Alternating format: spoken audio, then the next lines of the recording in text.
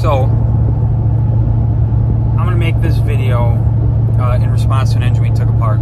I have an engine at my shop, a truck that came in with a blown head gasket, 314,000 miles on it, stock Ecodiesel. Now deleted, but original engine. It came in with a blown head gasket, so we rebuilt the whole engine. Here's the thing, the bearings weren't bad. So obviously it got new bearings as part of the rebuild, but the bearings weren't bad. 314,000 miles. So is it a unicorn where it is an engine that doesn't have whatever the factory flaw is? Or is the true flaw to bearing wear the Rotella T6 that everyone is running? So this engine, since 90,000 miles, has run AMSOIL in it. Now, I do not pitch AMSOIL. I don't sell AMSOIL. I've never run AMSOIL in a single product of mine. But customer swears that the reason why it has lasted as long as it did is because of his use of AMSOIL in the motor. When the head gasket went out, he sent the oil out to be checked prior to the rebuild, and the oil came back perfect. Didn't have metal in it, anything like that. So we chose to do a rebuild anyway, and you know, maybe he might get another 300,000 miles out of it. The crank is perfect. The bearings still, almost all the bearings were still green, had the factory coating on them still. Two of the mains, the factory coating had worn off on the bottom sides, but no wear in the bearing at all, no wear in the crankshaft, nothing. So I can't promise that the secret to keeping these engines alive has more to do with oil than anything else.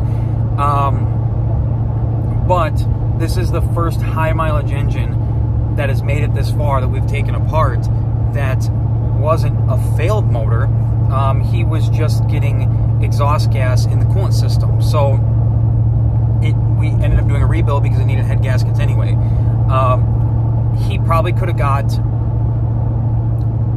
50, 100, 150,000 miles more on them. There was virtually almost no wear. We have pictures of the bearings. We actually kept the bearings for the customer as a souvenir for his truck when he gets his truck back. So you can make that choice yourself on what you think the secret is to prolonging the life of the engine. The uneven wear on the bearings tells us that either the crank itself was flexing or the line bore of the engine itself was uneven, or they had a thicker bearing on one side and a thinner bearing on the other side, which they're normally, Dodge does do that. They have like a blue bearing, a yellow bearing, a green bearing, a red bearing, and when something is out of spec, they use a thicker bearing here and a thinner bearing here to meet spec, and that might be why there's a couple bearings that are thinned out. The procedure might have been to run the thicker bearings on the bottom, and that's why those bearings were worn. It's hard to say without opening up a perfectly brand new ever run engine to determine the exact failure point.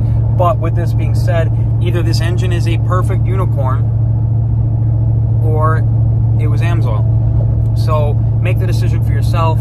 But the customer's truck is being put back together right now, fully rebuilt, and he's going to continue to run AMSOIL in it, and you know, maybe he can run another 300-some thousand miles before the engine gets pulled apart again and doesn't even end up needing bearings again.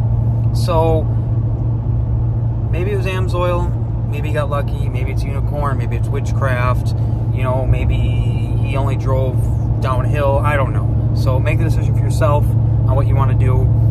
Just think about this. Rotella T6 is no longer used in the Gen 3 engines. There might be something that it's missing.